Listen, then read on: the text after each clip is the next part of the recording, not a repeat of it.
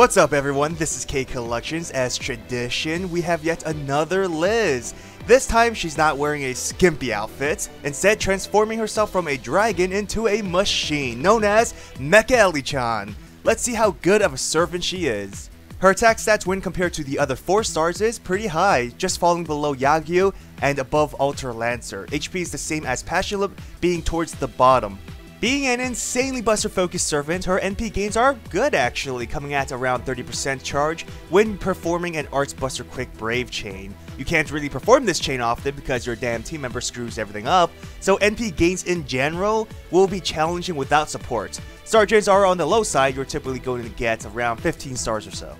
Her first skill has a 2030-like effect. It's perfect since she's an offensive servant. Use this as soon as possible, with a downtime of only 2 turns. It's very consistent, and the early defense buff will keep her HP high, especially since Liz won't receive resist damage.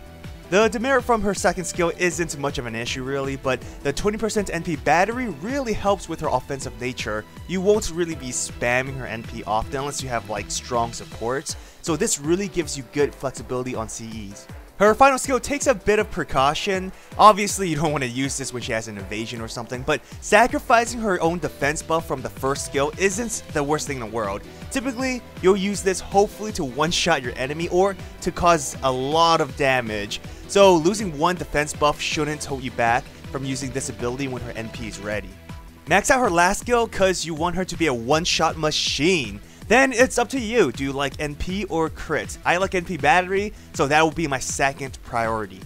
Her Noble Phantasm is a single target that is strictly meant to kill the enemy. Sadly, the defense buff removal and defense debuff applies after her damage. It'll be a bit OP if they didn't, otherwise it's a setup for her following attacks. Ideally, you would NP Buster Brave, hopefully with high percentage crits, which her first skill would have helped a bit with.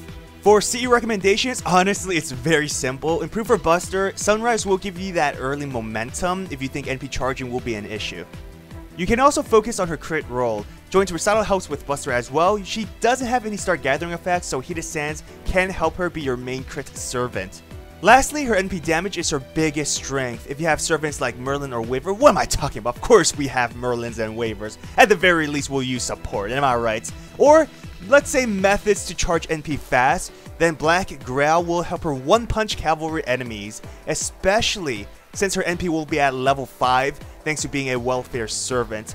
For a less risky tactic, you'll use Brave Hero Eli for longer battles.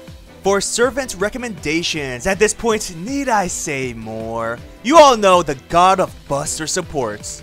And again, need I say more? At this point, I don't think I really need to say anything. You all know how to use Waver by now, but I do want to say the 70% total NP charge for Liz, that's pretty awesome.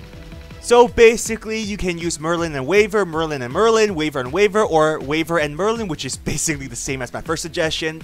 That's the main team build you'll typically use. Now, for those too broke to afford a Merlin or Waver, well, Shakespeare is a free-to-play option, and of course, that includes Anderson as well.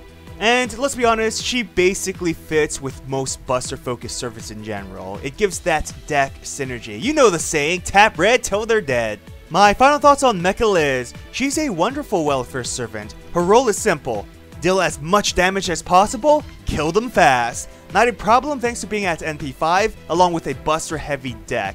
Her Alter Ego class means she's very effective against multiple classes, so she's recommended for mixed class quests. She's also a burst crit damage dealer, being able to generate some stars for herself and increase her crit damage. An NP battery effect gives her early momentum. On top of all that, her NP effects are nice, helping her deal more damage thanks to the debuffs. Most importantly, her skill cooldowns are freaking low, so that makes her really consistent in battle. For weaknesses, her Alter Ego class does affect her. No resist damage, ineffective against the Knight classes, and her NP gains can also be an issue since you're not going to perform the specific chain required often. Lastly, the skill demerits does hurt her a bit, nothing that can't be overcome by support though. Overall, she's a great servant. Nothing really new to the game. She's not a game changer or anything, but as far as offensive servants go, Mecha Liz will do her job. I'd say she's ranked towards the top end of great welfare servants. All players, beginners, or veterans will benefit from using this killing machine. Special thanks to all my patrons for supporting me. If you want to support my channel, check out my Patreon. So, which Mecha Liz will you choose? Mach 1 or Mach 2? For me, I gotta choose number 1, so that's my choice. But let me know who you're choosing. Well, I hope you enjoyed this video. If you did, hit that thumbs up and subscribe to my channel for more Fates content. Follow me on Twitter, Instagram, and join my Discord server. All links are in the description. Have an awesome day, everyone. Till next time.